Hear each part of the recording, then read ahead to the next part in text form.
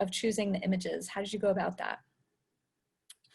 The You go ahead. the process of choosing the images.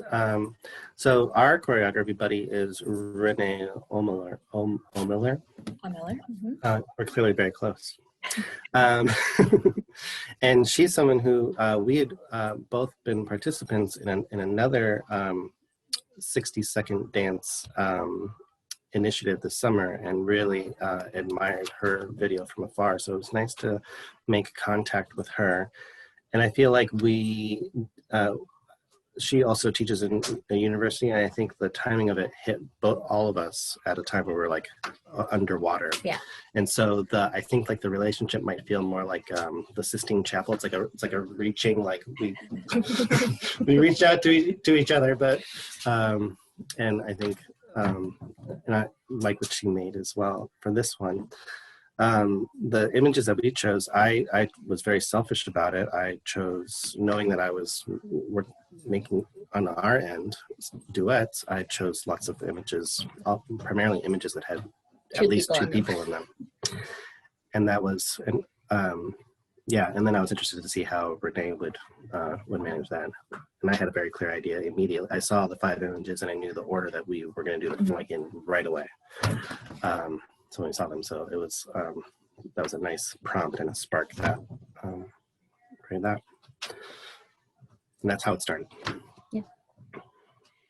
And how did you? I mean, let's talk about where you went from there. You said you had a really clear idea about how those images would help structure the piece. How did that develop? So Chris had a really clear idea. Like he kind of had already mentally ordered these images and how they were going to go next to each other. Right, and who was who. And yeah. And but then we send each other like dances like throughout the day, even though we're in the same house together. We will sometimes still like, I'll be in the kitchen and watch something. I'll send it to Chris on his phone, even though I could just go show him. But so he had sent me this Pina Bausch piece that was really beautiful and really simple, and it was a procession of people outside doing these gestures, but processing, and so he had sent me that, and even though he had this really clear idea and he was not thinking about our dance in relation to that, as soon as he sent me that video, I was like, oh, we have to make a procession through some kind of public space. And so this is where we each have very strong ideas. And so we started to put that idea together in a studio, which was just weird because we kept orienting things to be very frontal.